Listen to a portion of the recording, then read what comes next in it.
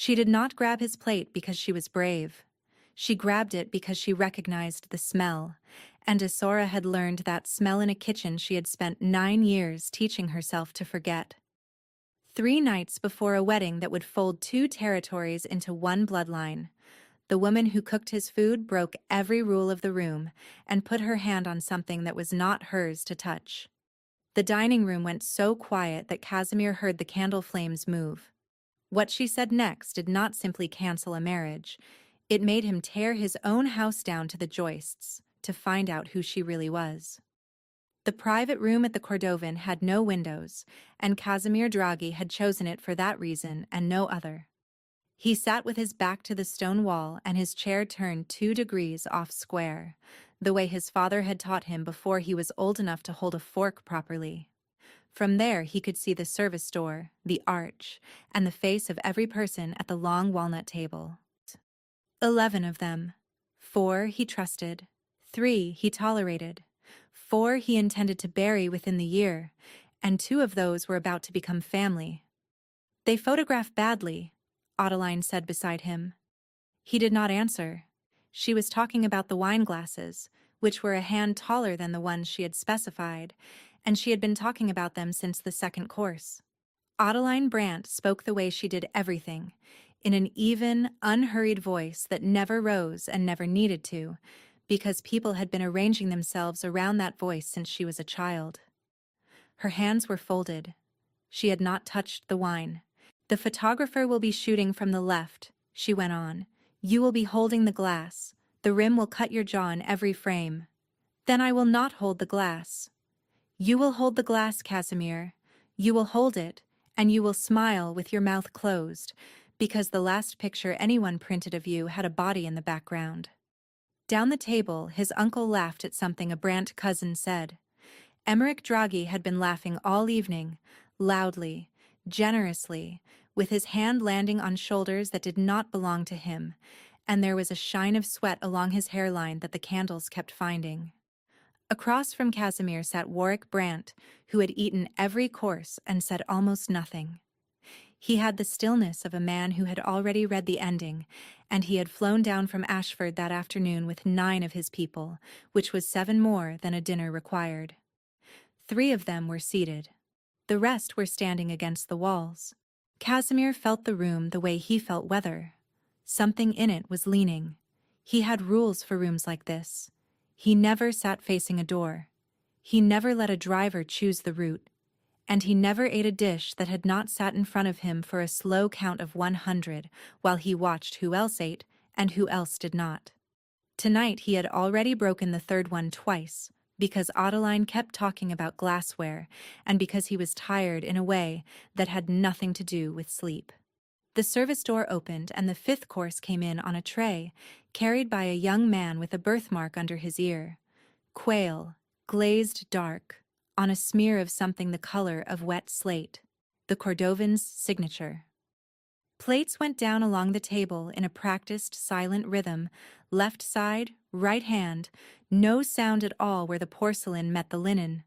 His was set down last. "That one is going to photograph well at least," Adeline murmured. Casimir picked up his fork. He had never learned the name of the woman who ran that kitchen. He had seen her once through the service arch, a broad, unhurried shape in whites moving between stations with her sleeves pushed to the elbow, and he had thought at the time that she moved like someone who had never been rushed by anything. He had not thought about her again. She came through the service door now with nothing in her hands. That was the first wrong thing. Nobody crossed that room empty-handed. Ansel straightened against the far wall and his coat opened a finger's width. 2 of Warwick's men turned their heads at the same time, the way dogs do. She did not look at any of them. She was tall and broad through the shoulders and hips, her whites straining at the back seam, her forearms bare and marked with the small pale burns that every cook collects. Her hair was scraped up under a cloth. Something hung on a chain under her collar and swung once as she came, and she caught it flat against her chest with 2 fingers without seeming to notice she had done it. She walked the length of the table, past Warwick Brandt, past Emmerich with his glass halfway up, And she did not slow down, and she did not apologize. Casimir had the fork in the meat. "Wait," she said. Her hand came down on the rim of the plate. Not fast, not grabbing. She simply put 4 fingers on the edge of his porcelain, the way you would steady a pot. And she lifted it clear of the linen and away from him. The candle flames pulled sideways in the draft of it and stood up straight again. Every person in that room stopped moving at once. Somebody's chair leg barked against the floor. Ansel's coat was fully open now. Casimir heard, very clearly, the sound of a hammer being drawn back somewhere behind his left shoulder, and he heard Adeline take one small breath in through her nose. The woman stood there holding his dinner at chest height with both hands, perfectly steady, looking down at him. Nobody in that room had touched anything of his in 11 years. Casimir lifted 2 fingers off the tablecloth. It was not a large gesture. Behind him, the hammer went down again, slowly, and Ansel's hand came away from his coat, and the room exhaled without anyone actually breathing. "Put it down," Casimir said. "I will," the woman said. "Not there." She carried the plate to the empty setting at the far end of the table and placed it in the middle of the linen. Then she stepped back, and Casimir understood that she had not moved it away from him. She had moved it away from everyone. "Nobody touch that," she said to the room, in the voice of a person who ran a kitchen. Adeline set her hands flat on the table. "Who is this?" "Look at the plates," the woman said. "I said who this is." "Look at the plates." She did not raise her voice either. It came out level and unhurried and entirely without fear, and that was what finally made every head at that table turn. All of them, yours, his, the one in front of the gentleman with the wet collar. Then look at that one down there and tell me they are the same color. Nobody moved for a second. Then a Brandt cousin leaned forward, and once he did, the rest of them did. And the sound that went around that table was very small and very ugly.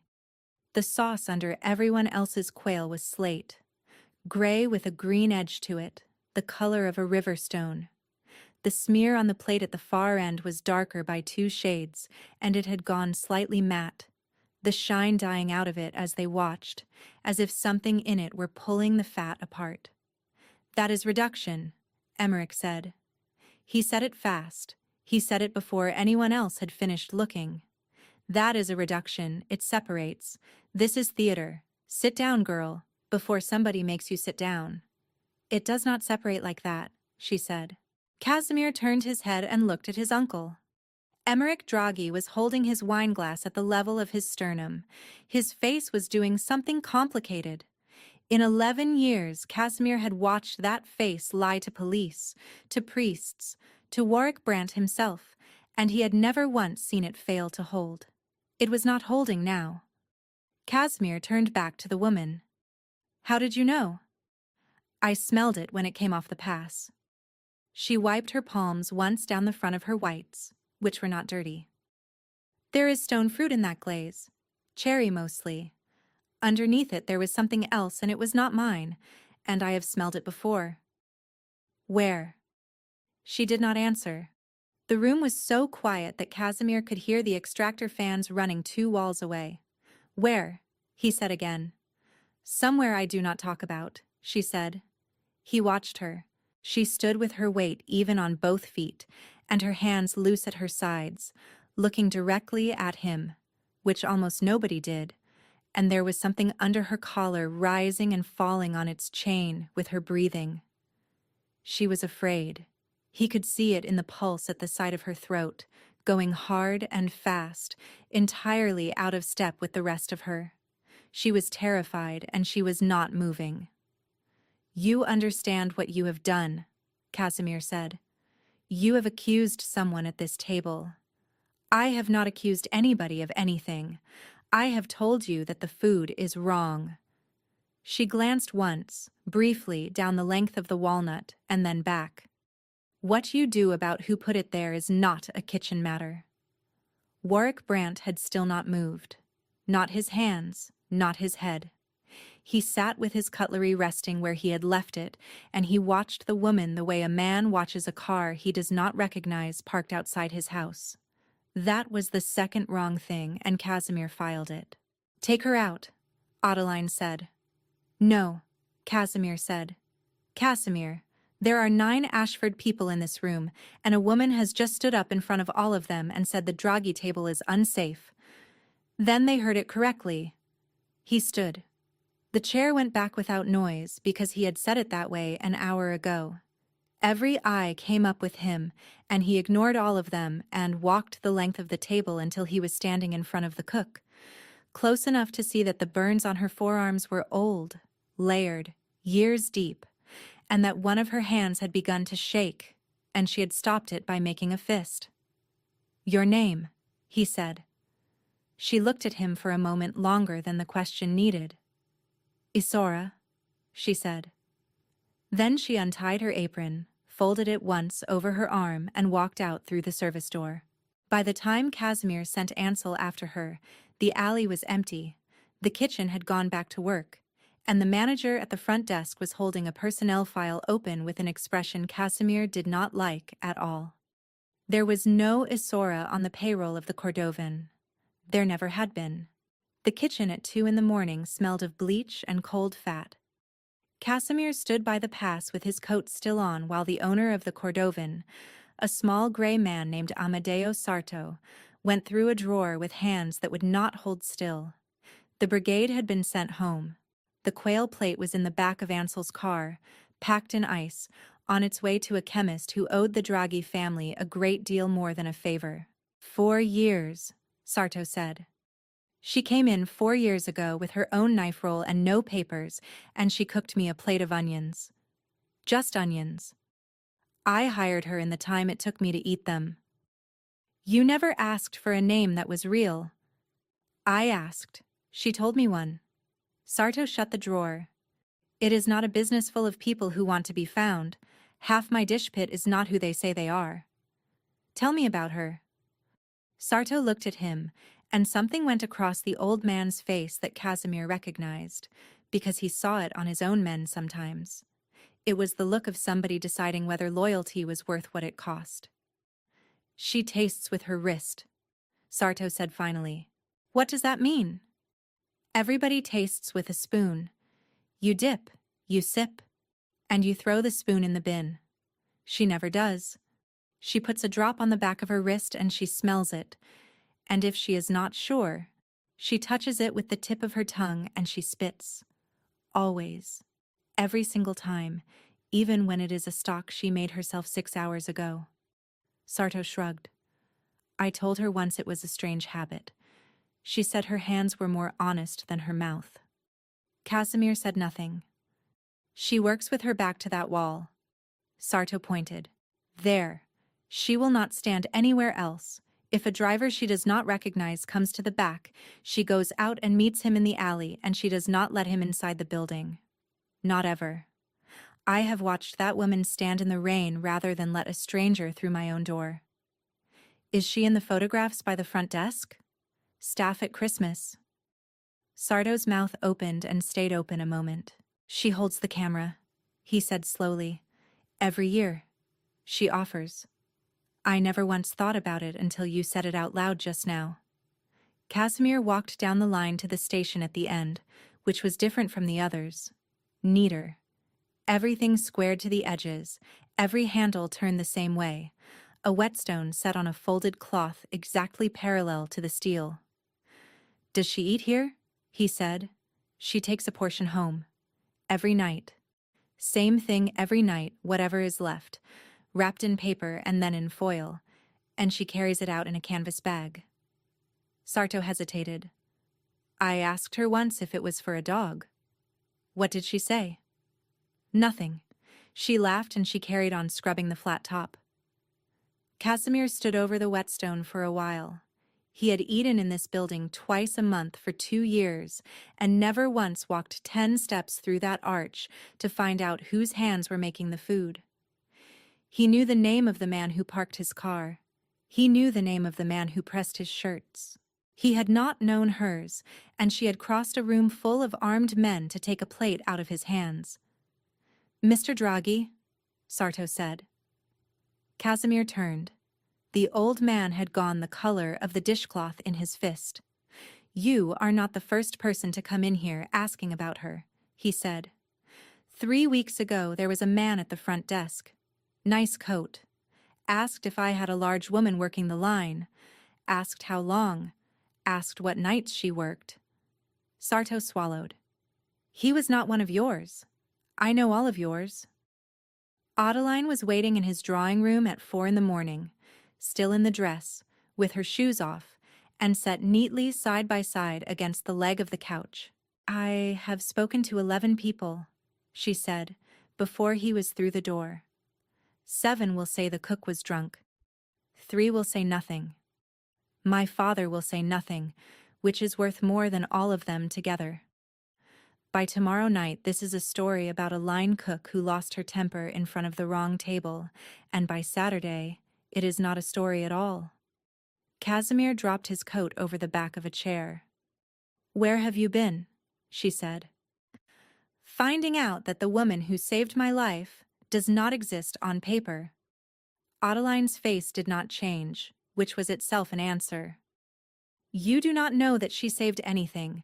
You know that a plate looked wrong to a woman who works 14 hours a day over a hot pass and whose eyes are probably ruined. The chemist will call before noon. And if he says it was reduction in heat, you will have insulted my father in front of 9 of his people over a saucepan." "And if he says it was not," Casimir said, "then somebody at that table watched a plate go down in front of me and picked up his fork and waited." She was quiet for a moment. "Then we handle it inside the family," she said. "Quietly. After the wedding." "After." "Yes, Casimir. After. Because the alternative is that 2 nights before 2 territories sign, you tear open your own house in front of Ashford and show them every rotten beam in it." She stood, and she crossed the rug in her stocking feet, and she stopped close enough that he could smell the cold champagne on her. "Find the cook. Pay her whatever she wants. Put her on a bus somewhere warm. It costs you nothing, and it ends tonight." "And if she will not take it?" Adeline looked up at him with an expression of enormous patience. "Then she is a woman with no name and no papers and no family who has already been seen accusing this house," she said. "Nobody is going to ask where she went." The room went very quiet. Casimir had known what this marriage was from the first meeting. He had negotiated it the way he negotiated a shipping lane, and it had never once bothered him, and he had believed until this moment that nothing about it could. "Your father did not move," he said. Adeline's chin lifted a fraction. "When she took the plate," Casimir said. "Every person in that room jumped. My uncle nearly came out of his chair. 2 of your cousins reached under their jackets. Your father did not move a finger. He did not look at the plate, Adeline. He looked at her. My father is 61 years old and slow. Your father put a man through a wall in Ashford last spring." "You are exhausted," she said, "and you are about to say something you cannot take back, and I am going to go home before you do." She stepped into her shoes, one and then the other, and she did not hurry. At the door she stopped. "The florist comes at 10. The fitting is at 2. I will tell them you were unwell." "Do not tell them anything. Casimir. Go home, Adeline." She went. He stood in a shirt that still smelled of somebody else's kitchen, thinking about a woman with her pulse going like a bird in her throat, saying that it was not a kitchen matter. Ansel came in at 5:20 without knocking, which he never did. "We found her," he said.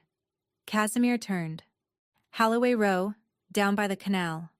Room above the old banquet hall on the corner, the one that has been shut since before the fire." Ansel was still in his coat, and the coat was wet through the shoulders. "Boss, the street door has been opened. The padlock is lying in the gutter and it has been cut." He drove himself.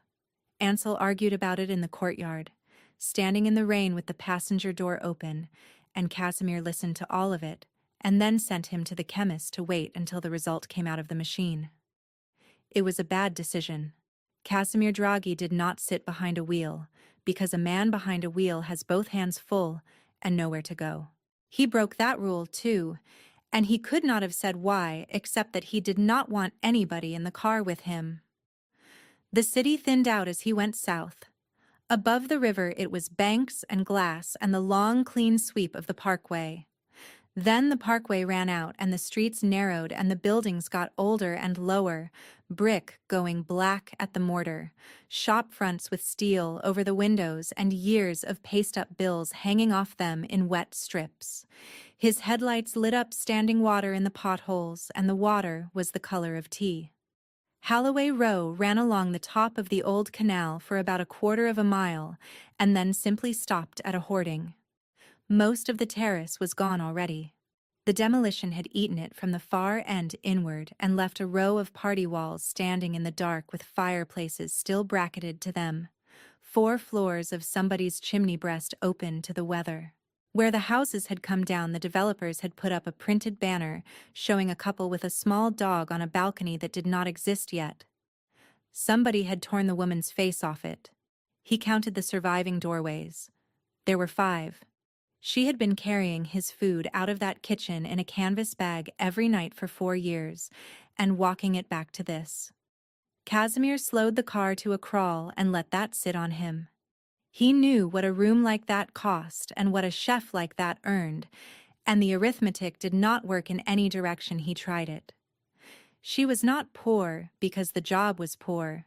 She was living at the last building on a street where nobody stayed long enough to learn a face, at the end of a road that dead-ended into a hoarding, with exactly one way in. She had not chosen a cheap room. She had chosen a position. You could see anyone coming from 300 yards. He had spent his adult life reading ground, and he was reading hers now. And the thing that came up out of it was not pity. It was the cold, careful attention he gave to a room with a stranger in it. There were 2 shapes this could take, and he had been avoiding one of them since the moment she said the word Isora and walked out. Either she was exactly what she looked like. A cook with a good nose and a bad history who had put herself between him and a plate for no reason he could see. Or she was Ashford's.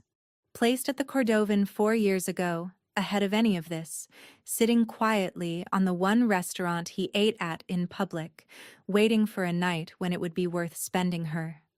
A woman who takes a poisoned plate off a man's table in front of 9 of Warwick Brant's people buys herself something no amount of money could buy. She buys her way inside. He thought about Warwick, not moving, not looking at the plate, looking at her.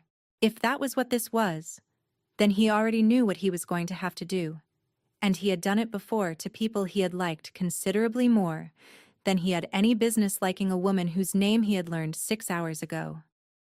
It sat in him like a swallowed stone. He turned it over and it did not get any smaller.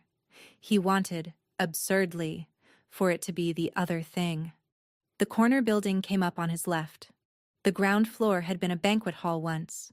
He could still read most of the lettering, gold leaf gone to bare glue on the glass, a doorway with 2 shallow steps worn into curves, and a brass rail that somebody had unscrewed and taken. Wedding parties had come out of that door for 60 years. Now the windows were sheeted. Above it, on the 2nd floor, there was one small window with a light burning behind the curtain. Casimir stopped the car 40 yards short and killed the engine and sat there. The street door stood a hand's width open. The hasp had been cut clean through, and the padlock was lying in the gutter where the water was running, exactly where Ansel had said it would be, and the cut faces on it were bright. Fresh metal, hours old at most.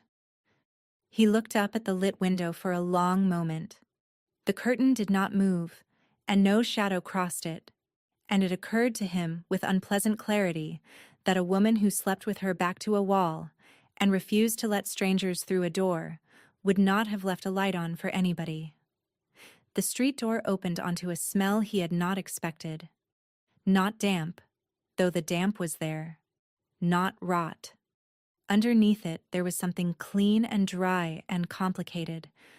a smell like a spice market at the end of a hot day, and it was so entirely wrong for a condemned building that Casimir stopped with one foot on the bottom stair. He went up with his gun low against his thigh. The staircase was narrow, and the treads were worn through to the nails in the middle, and somebody had swept them. There was a corridor of clean board running up the center of those stairs, and dust banked along the edges, the way a floor looks when one person walks it 1,000 times, and nobody else walks it at all. On the half landing there was a chair. It was a kitchen chair with a cushion tied to the seat, set against the wall facing the window, and the window looked straight down the length of Holloway Row to the hoarding at the end. The cushion had a dent in it. From that chair, a person could see every doorway on the street and be up and moving before anyone got within 100 yards of the door. Casimir looked at the chair for a long moment and then went on up.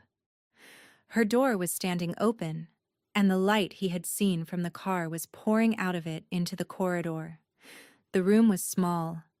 A bed against the wall, made, the blanket pulled square. A rail with 3 sets of whites on it and 2 shirts. A kettle.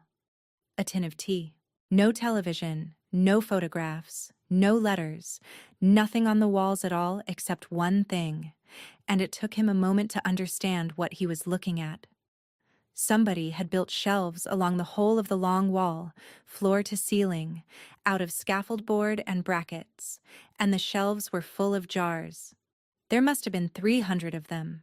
Small ones, the kind jam comes in, each one clean and each one labeled in a small square hand.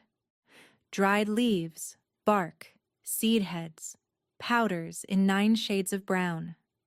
Some of the labels were words he knew. Most were not. They were arranged in an order that had nothing to do with the alphabet, and it took him until the 3rd shelf to understand that they were arranged by smell, the sweet ones together at one end, the sharp green ones in the middle, the bitter cellar-smelling ones at the far end nearest the window. It was not a spice rack. It was a library. A woman had sat in a chair on a half-landing watching an empty street, and she had spent 4 years teaching her nose to be a weapon, 1 jar at a time. By the door there was a canvas bag, not the one she carried food in. This one was flat and old and packed, standing upright against the frame where a person could pick it up in half a stride on the way out. He crouched and looked into it without touching. A roll of banknotes with a rubber band gone brittle, a folded coat, boots, papers in a plastic wallet, and under them a torch and a bar of chocolate that had bloomed white with age. It had been packed a very long time ago. She had walked past it every single day for 4 years and never once needed it. Casimir stood up. The far end of the shelving had been swept clean. He had not seen it from the doorway because the light was behind him. 2 of the scaffold boards were empty, and the jars that had been on them were on the floor, and the floor was a field of broken glass and mixed powder, and somebody had gone through it. Not thrown, gone through. There were finger tracks in the spilled grit where a hand had raked it looking for something, and a boot print, a big one, with a waffle sole. Her knife roll lay open beside it. The canvas was slashed across in one long stroke, and every slot was empty except 2.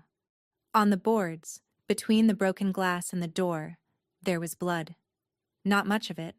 A palm print low on the door frame, smeared downward. A line of drops going out into the corridor, well spaced, the spacing of somebody moving fast and upright rather than being dragged. Casimir crouched over the nearest one and touched the edge of it with 2 fingers. It came away tacky, and it stayed on his skin. He followed it out. The drops went along the corridor, past a bathroom with a cracked basin, to a second staircase at the back of the building that he had not known was there. Service stairs, from when the banquet hall was working. The blood went down. Halfway down, on the turn, there was a second print in the dust beside the first. The waffle sole again, coming up, and over the top of it, going down, a shoe with a flat, worn heel and no tread left in it at all, the print of somebody who spent 14 hours a day standing on a hard floor. She had gone down these stairs after him, not away, after. The banquet hall still had its chandeliers. They hung in the dark under dust sheets gone the color of weak tea, 6 of them down a room the size of a tennis court, and below them, the parquet was buckled into long, slow waves where water had come in through the roof. Stacked chairs stood along one wall, a stage at the far end with a curtain half fallen. It smelled of pigeons and old varnish. There was a torch on the floor in the middle of the room, lying on its side, throwing a flat white bar of light across the parquet. In the light, there was a man on his back, and Isora was kneeling on him. Casimir stopped just inside the doorway. She had one knee across the man's chest and both hands working, and she was not looking at the door, which meant she had heard him come in and decided that whatever was under her hands mattered more. The man was enormous. Face up, one arm flung wide and the other bent wrong at the elbow, making a thin sound through his teeth, and there was a great deal of blood coming out of him high on the inside of the thigh. She was not causing it. She was stopping it. She had a dish towel twisted into a rope, and she had it around his leg high up, and she was turning it with the handle of a wooden spoon, winding it tight, her whole upper body behind the movement. The man arched and swore. She kept turning. "Hold that," she said. Casimir put his gun away, crossed the floor, and knelt down and took the spoon handle out of her hands. "Do not let it slip. If it slips, he goes in about 4 minutes." Her voice was flat and quick and entirely professional, and it was only when she sat back on her heels and the torchlight came across her that he saw the state of her. Her whites were gone. She was in a gray sweater and it was cut open across the left forearm from wrist to elbow, a long clean opening with the wool gone dark all around it. And there was more blood down her front that was not the man's, because it was drying in a spray pattern from below. Her cheekbone was split. Her hair had come down. There was powdered glass ground into both her palms. "You are cut," he said. "I know where I am cut." She got up, went a few steps away, and stood with one hand flat against a pillar, and her back to him, until whatever was moving in her had finished. Then she straightened and came back, and sat down on the floor across from him, with the torch between them like a small fire. She was shaking so hard he could hear her teeth. "He came for the shelf," she said. "He was in Morella's kitchen when I got there. 2 doors down. She is 91 and she was sitting at her own table with a man standing behind her chair, and he had a hand on her shoulder, and he told me to come upstairs and open the boards for him." "Did you?" "I opened the boards for him." She looked at her palms. "There is nothing on those shelves but leaves. He wanted the 3rd one along on the top. That jar has fennel in it." I put my thumbs in his eyes and I took the jar off the shelf and I broke it on the side of his head, and after that it was mostly the stairs. Mostly the stairs. He fell down them, she said. I helped. He had a knife on the way down. He does not have it anymore. Casimir looked at the man on the floor. Waffle-soled boots. A knife lying 6 feet away with a blade the length of a forearm. 2 fingers of his left hand were bent back on themselves. "He is not Ashford," Isora said. "You cannot know that." "I know that." She reached over, took the man's wrist and turned it, and pulled the cuff back with 2 fingers. On the underside of the forearm, low, where a watch strap would hide it, there was a small mark burned into the skin a long time ago. A circle with a bar through it. It was not a tattoo. It was the kind of thing that is done with the end of a heated skewer. Casimir had never seen it in his life.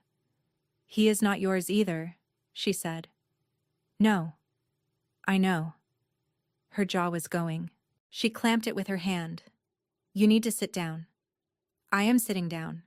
"Then you need to listen, because in about 10 minutes I am going to stop being able to talk properly, and this is the part that matters." She looked up, and her eyes in the torchlight were wet and absolutely steady, and Casimir understood that she had been holding herself together since 11 o'clock the previous evening on nothing at all.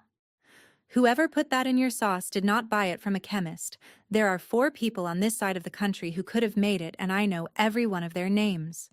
And you have been sitting across a dinner table from somebody who knows that too. He handed the tourniquet off to Ansel, and the big man went into the back of a van alive, which was what Casimir wanted. Then he took Isora up to a room on the first floor that had been an office once, and found a desk lamp with a working bulb, and she made him put a folded coat under her elbow and sit where the light was best. She would not let him stitch it.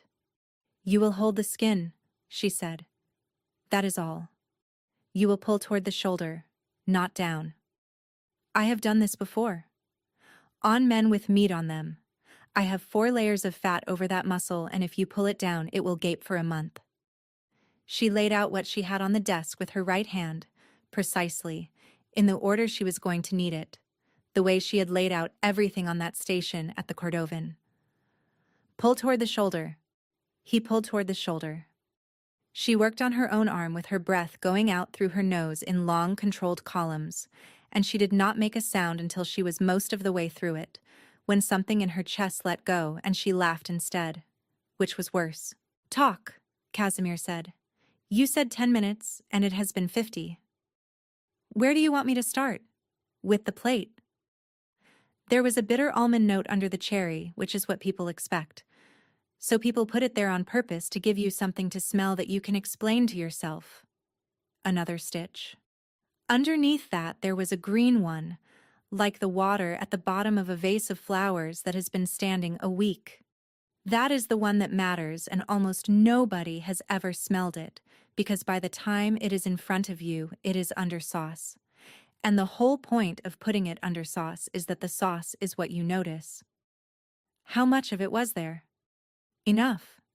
She tied off. You would have gone home.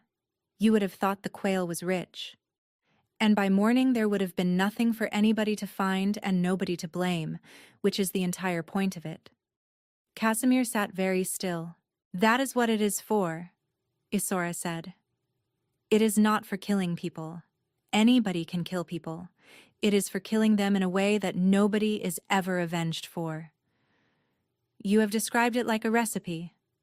"Yes." "Because you know it." "Yes." Outside, a long way off, a train went over the canal bridge and the window glass moved in its putty. "Say the rest," Casimir said. She put the needle in the tin and closed the lid, and she did it slowly, and then she sat with both hands in her lap and looked at the wall. "There is a man in Ashford called Sabin Weir," she said. "He has no family and no territory, and he has never held a gun in his life. He has a house with a very good kitchen in it, and he takes 4 apprentices at a time and keeps them 9 or 10 years, and then they go and work for people. Restaurants, private houses, clubs. Everybody knows somebody who had a bad heart at the wrong moment. Nobody ever thinks about the kitchen. Nobody ever thinks about the kitchen, Casimir. That is the whole of it. And you were one of his 4. I was 15 when I went in. I had been in 3 homes. And he took me on the way any kitchen takes on a 15-year-old as an apprentice. And I thought I had been rescued." Her mouth moved.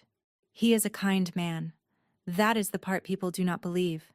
He never once raised his voice to me. He taught me to bone a duck, and he paid for my teeth to be fixed. And by the time I understood what the rest of it was, for I was 19, and I could not remember being a person who did not know." "How long did you stay?" 9 years. "And then?" Isara did not answer that. She was looking at the wall with a fixed, mild expression, and after a while Casimir realized she had gone somewhere she was not going to come back from tonight, and that pushing would cost him more than he would get. "And then I left," she said at last. "I left in the middle of a service. I walked out the back with a knife roll, and the clothes I had on, and I have been standing behind a hot pass with my back to a wall ever since. And every night for 4 years I have carried a portion of food 2 doors down and put it on an old woman's table. And that is my entire life, and it is more of it than I have said out loud since. To anyone. To anyone." Casimir looked at her. She was gray with blood loss, and her arm was crossed with 14 stitches she had put in herself, while a stranger held her skin, and she had just handed him the only thing she owned. "Why?" he said. "Why what?" "You had a bag by the door. It has been packed for years. When you saw that plate come out of the pass, you had a clear 30 seconds and a service door and a bag, and every single thing you have ever done says you should have taken it." He leaned forward. "You have spent 9 years making sure nobody ever looks at you, and then you walk the length of a room full of Ashford guns and you put your hand on the plate of the most photographed man in this city. Why?" Isora turned her head and looked at him properly for the first time since he had walked into that hall. "Because I made it," she said. "What?" "That green note." Her voice did not rise at all. "That is not Weir's. That is mine. I built it when I was 23 years old and I was proud of it, and I am the only living person who ever wrote it down." The chemist called at 7 minutes past 9. Casimir took it in the corridor outside the office, watching a gray morning come up over the canal. The chemist talked for a while about what he had not found, which took longer than what he had, and then he said a sentence with 3 parts to it and stopped. "Say the last part again," Casimir said. The chemist said it again. "Was there enough to kill a man?" There was a pause on the line that went on slightly too long. "Mr. Draghi," the chemist said, "there was enough in that sauce to kill everybody who was sitting at that table." Casimir stood with the phone against his ear for some time after the call ended, and then he walked back into the office. Isora was asleep, sitting up with her head against the wall and her stitched arm cradled across her stomach. He put his coat over her. She did not wake. He looked at her for perhaps 4 seconds longer than he had any reason to, and then he went downstairs and stood in the middle of Holloway Row in the rain and called Adeline Brandt. She picked up on the second ring. "The florist has been and gone," she said. "I told her white and green, and she brought me something with orange in it, and I sent her back to the shop." "Where are you?" "Adeline. Because there is a car outside your gate with 2 of my father's people in it, and nobody in your house can tell them anything, and we are 2 days out." The chemist called. The line went quiet. Not shocked quiet. Attentive quiet. The quiet of somebody putting down what they were holding. "And," she said, "it was in the sauce. It was in the sauce in a quantity that says whoever did it did not care who else at that table ate quail." He heard his own voice come out very level and very slow. "Your cousins. Your father. You. Casimir. So one of 2 things is true. Either somebody wanted every Brandt in that room dead alongside me, in which case your father is going to want to have a conversation with me this morning that neither of us will enjoy. Or somebody knew exactly which plate was going where and did not care about the rest, because the rest were never going to eat it, because it was going to be stopped." He looked down the empty street at the hoarding. "It was set down last, Adeline. Out of every plate on that table, mine went down last." "You are saying this to me on a telephone?" "I am." "Then say the thing you actually called to say and stop performing." "There is no wedding." Rain came off the gutter above him in a rope and hit the pavement beside his shoe.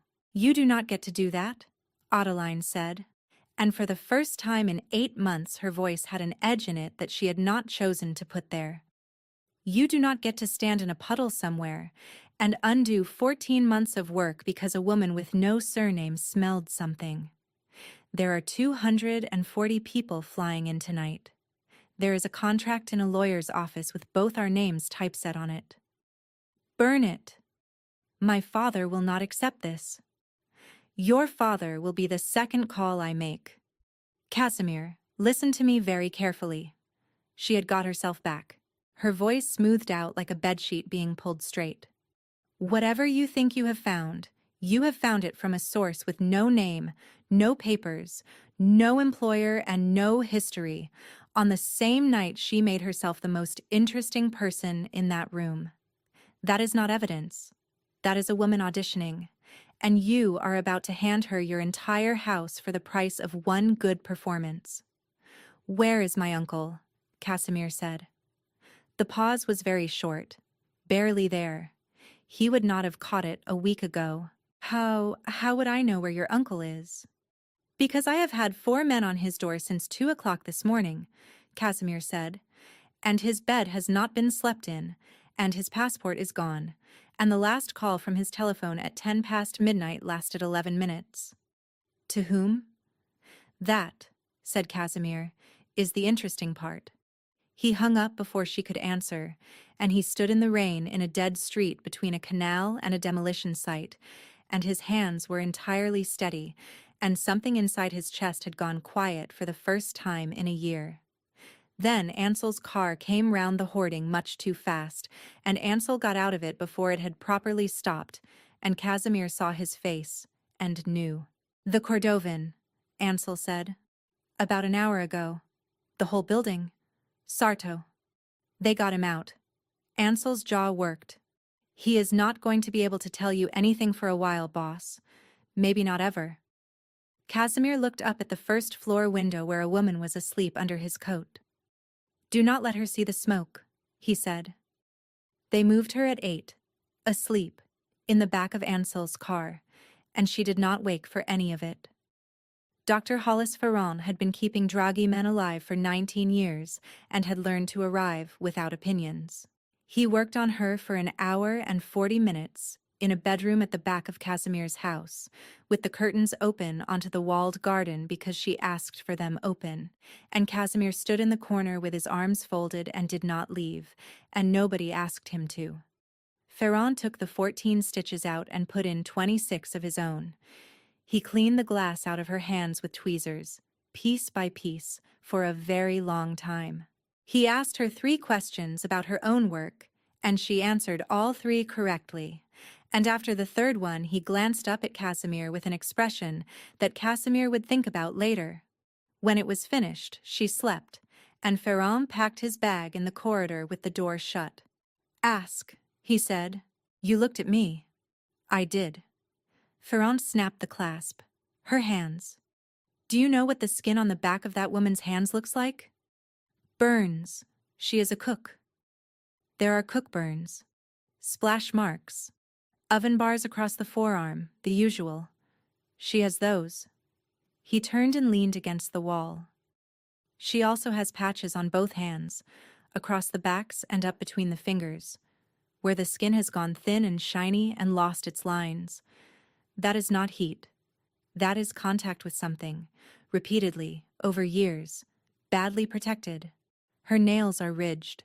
Her liver is the liver of a woman 15 years older than she is, and she does not drink, because I asked her, and I believe her. Casimir said nothing. There is old damage to the nerves in her fingertips.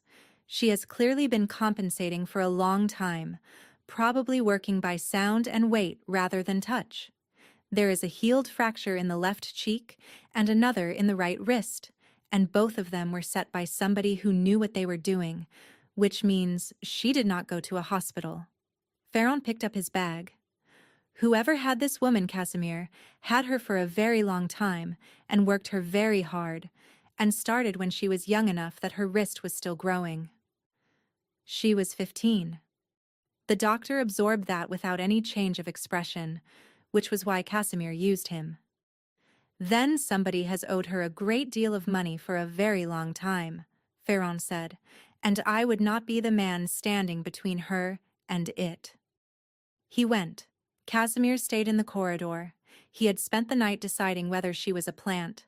He had worked through it like a shipping schedule and arrived at 2 shapes, and neither shape had contained a 15-year-old girl with a wrist broken while it was still growing. He had built an empire on knowing what people were for. He had looked at a large, quiet woman in whites through a service arch for 2 years and filed her under nothing at all. And the file had been wrong in every particular, and the correction was going to cost him a marriage, a merger, an uncle, and possibly the year.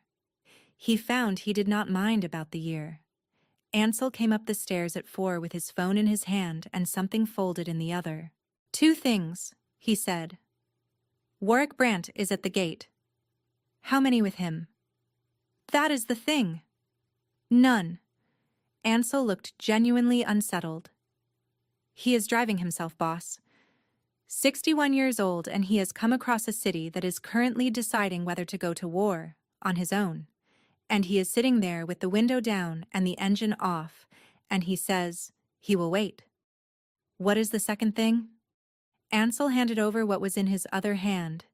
It was a photograph, printed on ordinary paper, folded once. It had been taken from across a street through a windscreen. It showed a very old woman in a headscarf sitting on a low wall outside a terraced house with a bag of shopping between her feet, squinting up at something out of frame, smiling. There was a time and date printed along the bottom edge. The time was 1 hour ago. "That came where?" Casimir said. "Hand-delivered to the gatehouse. No car, no plate. Kid on a bicycle who was paid at the corner." Ansel swallowed. "There is writing on the back." Casimir turned it over. 4 words in a neat square hand that he had already seen once that morning, on 300 jam jars on a scaffold board shelf. "Bring me my recipe." They let Warwick Brant drive up to the house, and they let him come inside, and Casimir met him in the hall rather than in a room, because a hall has doors at both ends. "You have not slept," Warwick said. "Neither have you." "No?" The older man took his hat off and held it in both hands, which was an old man's gesture and possibly a deliberate one.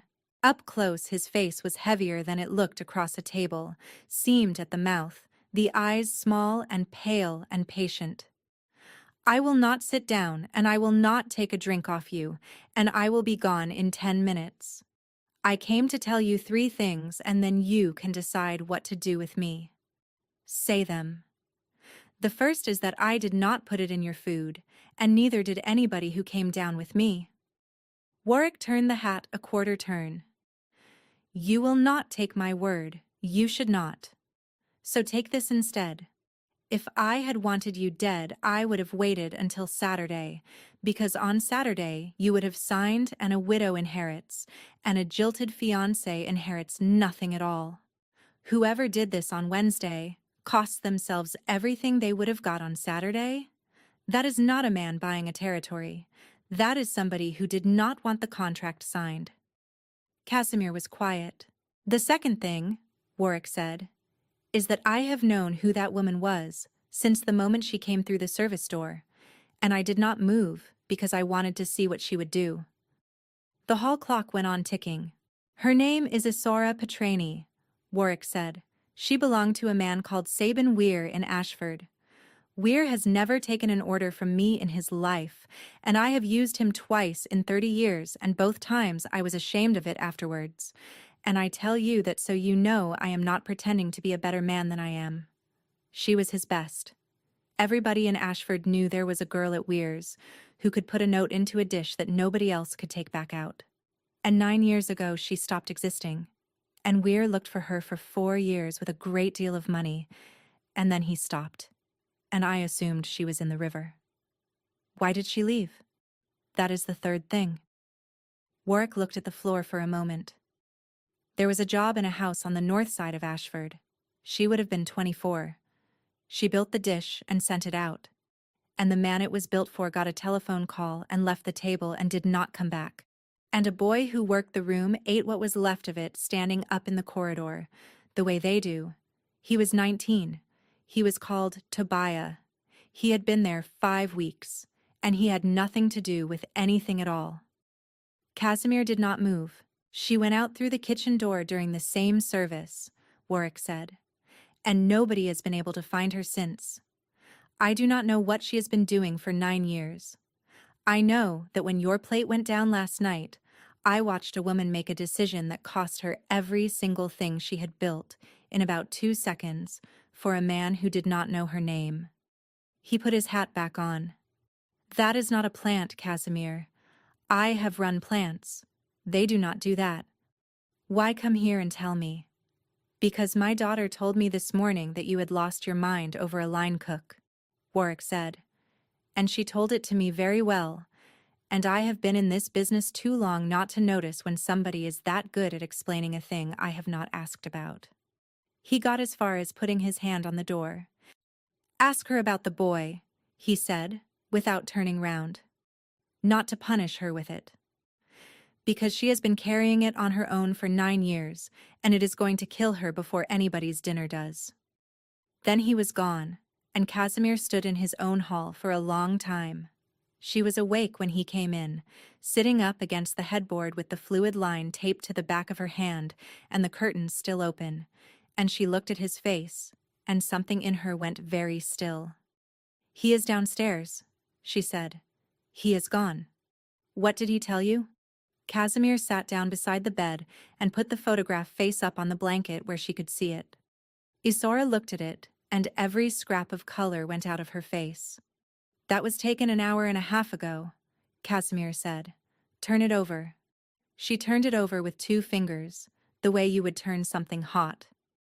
"That is Weir's hand," she said. "It is the hand on your jars. Because he taught me to write." Her mouth was barely moving. "He made all 4 of us label the same way. He said the day you cannot read your own shelf in the dark is the day you kill the wrong person." She looked up, and there was nothing left in her face of the woman who had knelt on a man's chest and turned a tourniquet. "Casimir, he does not want the recipe. He has known where I was for years because there is no other way he could have found her, and he left me alone the whole time. He is not collecting a debt. Somebody has paid him to put me in a room." "Who is she?" "What?" "The old woman." Casimir kept his voice absolutely level. "You carry food 2 doors down every night of your life. You live in a condemned terrace at the end of a dead street when you have a bag packed by your door and money in it.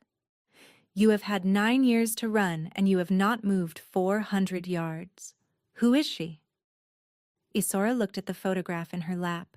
"Her name is Morella," she said. "Her eyes are going, and she thinks I am a woman from the council who checks on people." Her voice cracked straight down the middle.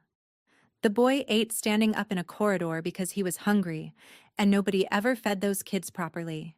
He had 1 relative left in the world, and when they cleared her street, she was moved into a house on Holloway Row."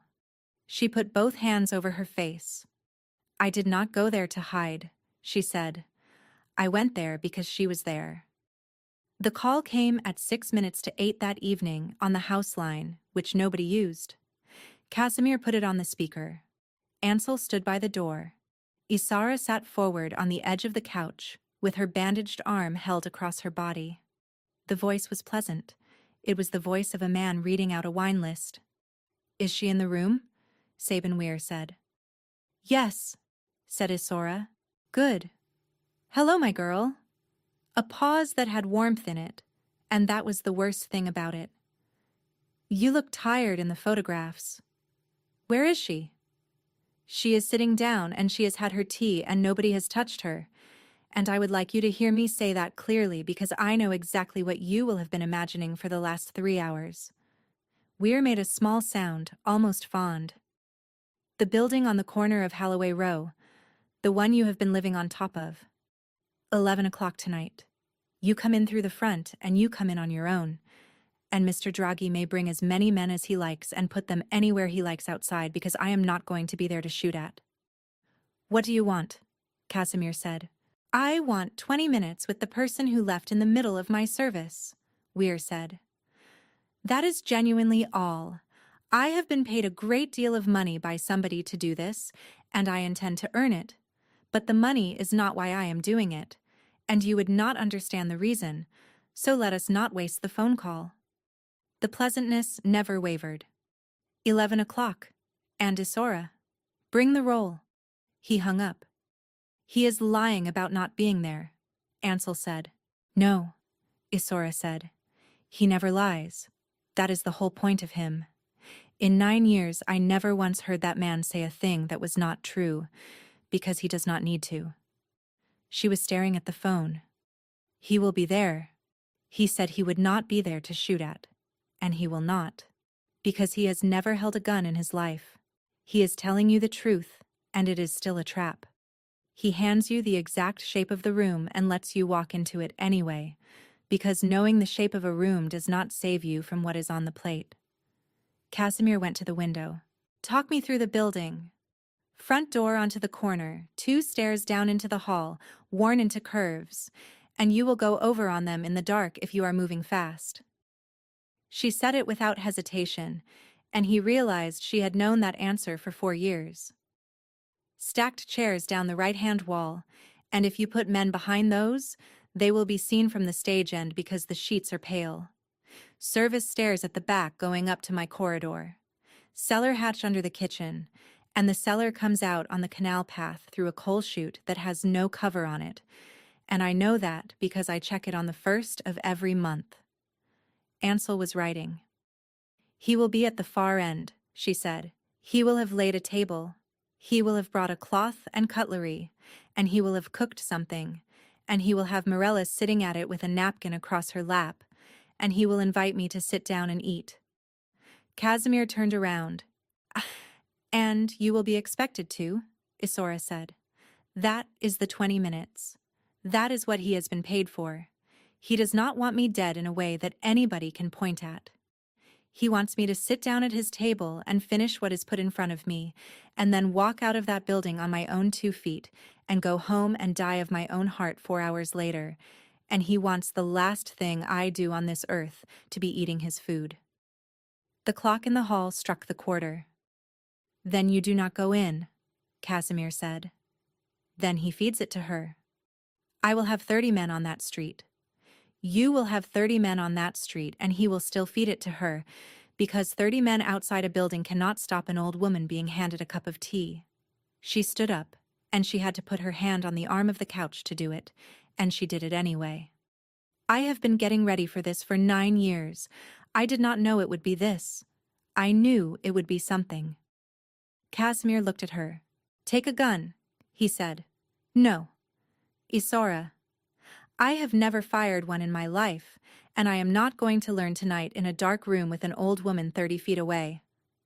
She opened the slashed canvas roll flat on the desk, looked at the 2 knives left in it, and folded it up again.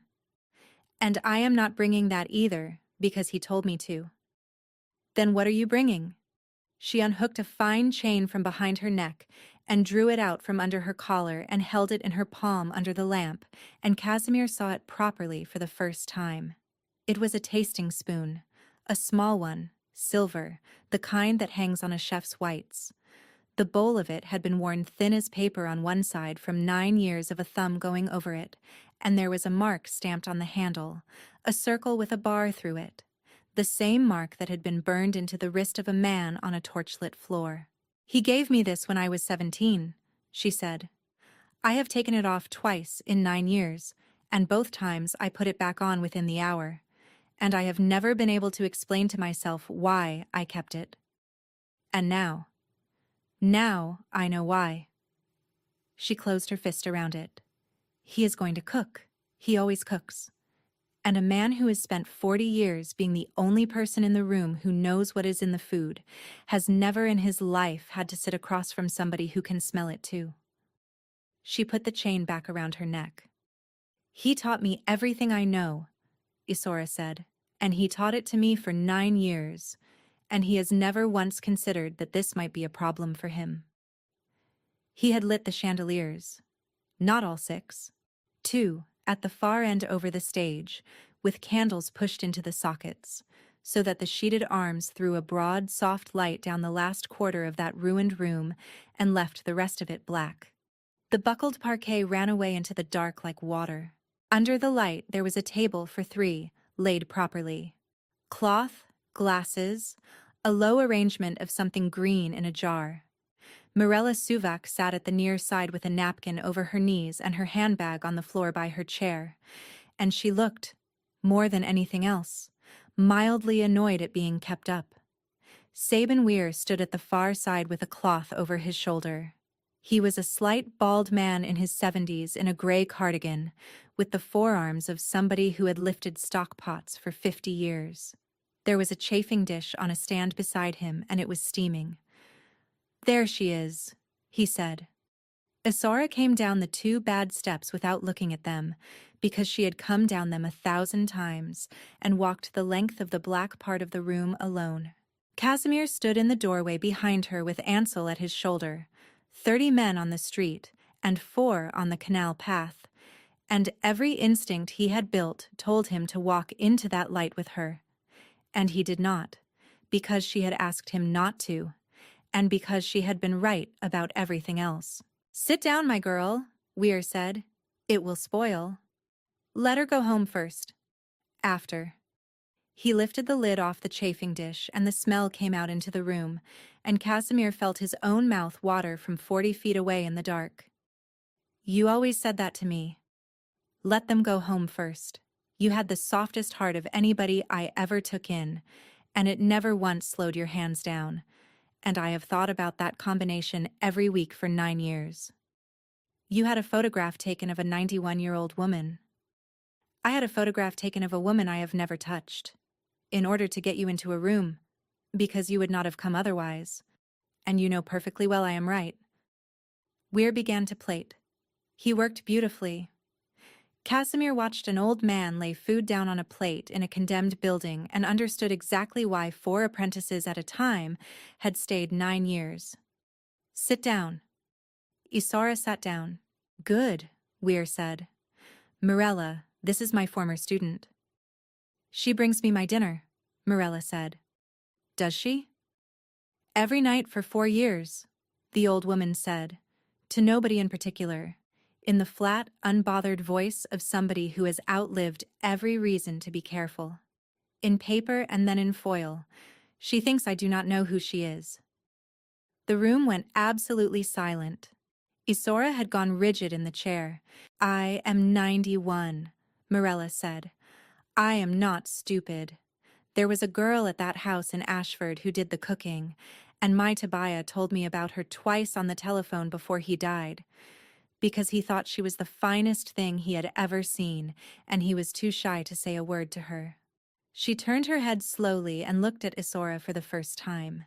"And then a large, quiet woman came to live on my street and started leaving food on my table and would not take money, and she has done it every night for 4 years, and never once has she let me see her face in the light." "Mirella," Isora said. Her voice had nothing in it at all. "I know what you did." The old woman put her hand flat on the cloth. "I have known since the 2nd winter, and I let you keep coming, because I am on my own, and because whatever it is you have been paying, you have paid it, and I have been eating it for 4 years, and it has been very good." Weir set a plate down in front of Isora. "How lovely," he said. "Now eat." Isora looked at the plate. She did not pick up the fork. She put 2 fingers into the sauce at the edge of the plate, which no cook alive does, and turned her wrist over and laid the drop on the back of it, and held it under her nose and closed her eyes. The room waited.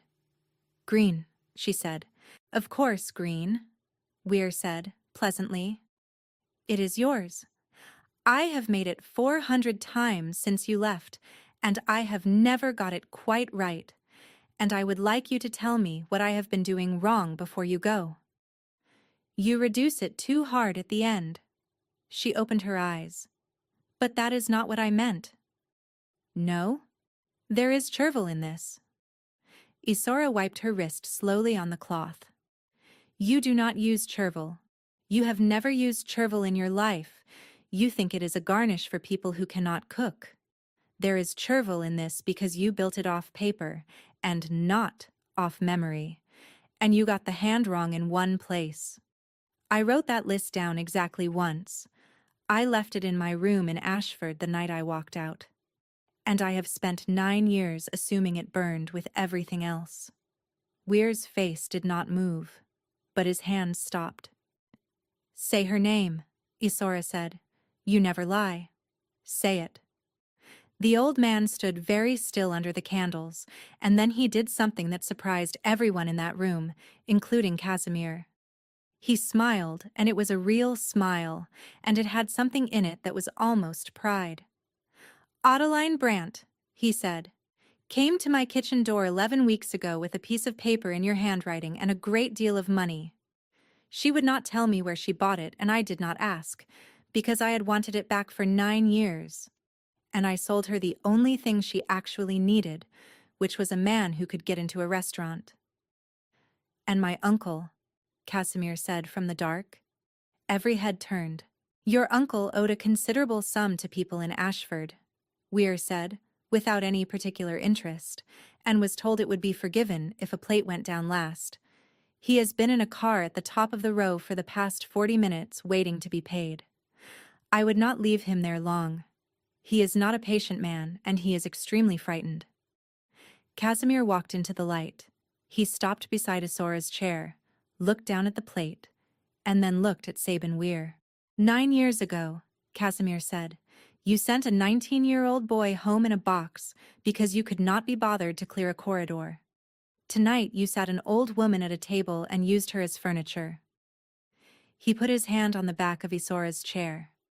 "You will want to understand something before this finishes. Every single thing that has gone wrong for you this week has gone wrong because a woman you trained walked across a room and picked up a plate that was not hers." "I am aware," Sabin Weir said. "I have never been prouder of anyone in my life."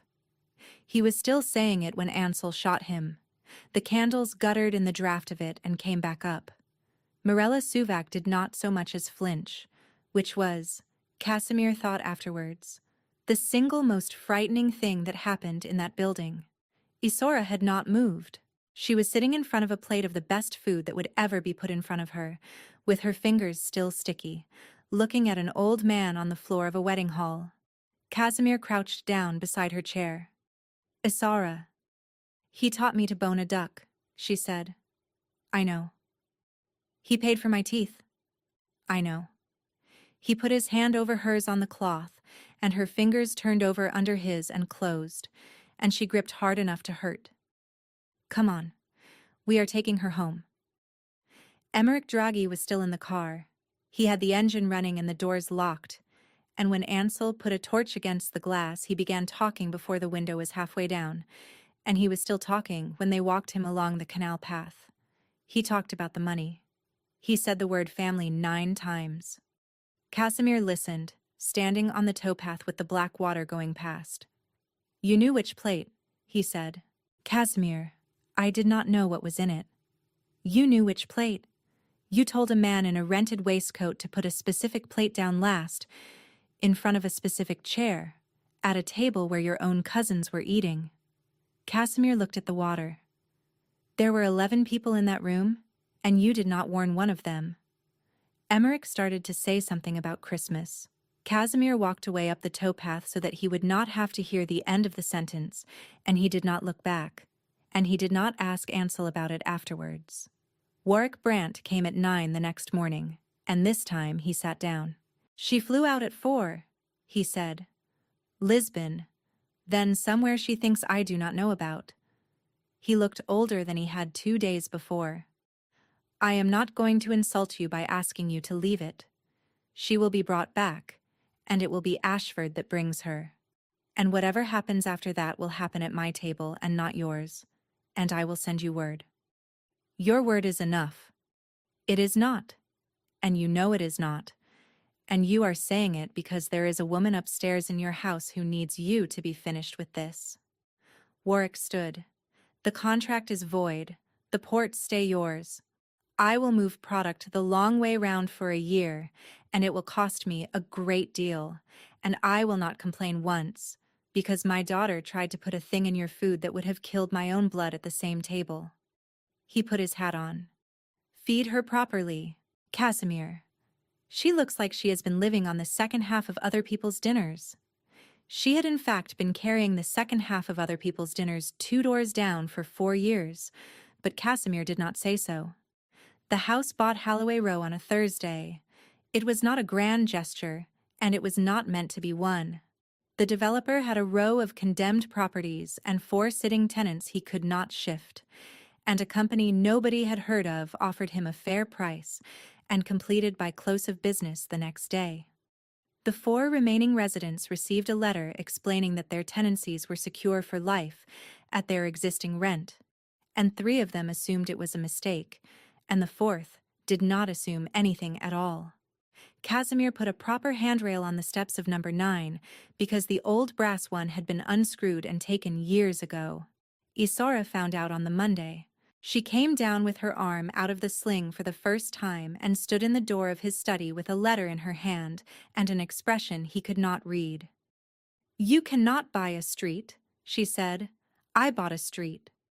There are 4 people living on it. There are 4 people living on it who will die in their own beds instead of in a hostel in the north of the city," Casimir said, "which is what was going to happen to all 4 of them in 18 months, and you knew that, and it is why you never left." She put the letter down on the desk very carefully, as though it were hot. "I have not said I am staying," she said. "No, I have no papers. I have no name that will survive anybody looking at it.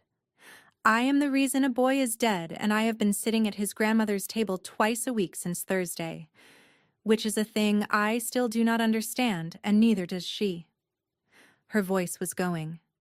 "You cannot keep me the way you kept the street." "I am not keeping you." "Then what is this?" Casimir got up and came round the desk. "The Cordovan is a shell," he said. "The roof is down, and Sarto is not coming back to work, and his daughter wants to sell it to a chain that will put a burger counter in it. I have bought it instead. It is in your name, or whatever name you decide you want to have, and my lawyer says it can be done in a way that stands up, and I do not care what it costs." He stopped in front of her. "You will rebuild that kitchen how you want it, back to whichever wall you like, and if you want me nowhere near it, you say so, and I will eat somewhere else for the rest of my life, and pay the bill every month regardless." Isara stood in the doorway of his study and cried, badly and silently, in the way of somebody who has not done it in 9 years and has entirely lost the technique. She did not let him hold her. When he moved, she put a hand flat against his chest to stop him, and then left it there, and stood with her head down looking at her own fingers on his shirt for a long time. "I am not a good woman," she said. "No," Casimir said. "Neither of us is going to be able to claim that. But you are the only person in this city who ever put a hand on something of mine to keep me alive rather than to take it. And I have had 31 years of the other kind, and I know the difference now." The kitchen at the back of his house had never been used for anything except coffee. She started cooking in it in the 2nd week, badly at first because her fingertips still would not do what she asked, and then properly. On the Friday, she put a plate down in front of him, stepped back, and folded her arms. Casimir looked at it. He had a rule. He had kept it for 11 years, and it had kept him alive twice, and he had spent his whole adult life understanding that it was not a superstition, but the only reason he was not in the ground with his father. Never eat a dish that has not sat in front of you for a slow count of 100. He picked up the fork and he ate. Isora watched him do it and understood precisely what she had just been handed, because she was the only person alive who would have. "Well," she said when she could, "it needs salt." "It does not need salt." "It needs salt, and you are the last man on this earth whose opinion I am taking on the subject." She sat down across from him and pulled the plate 2 inches to the left and picked up her own fork and ate off the same plate without asking. "Eat your dinner, Mr. Draghi." He did.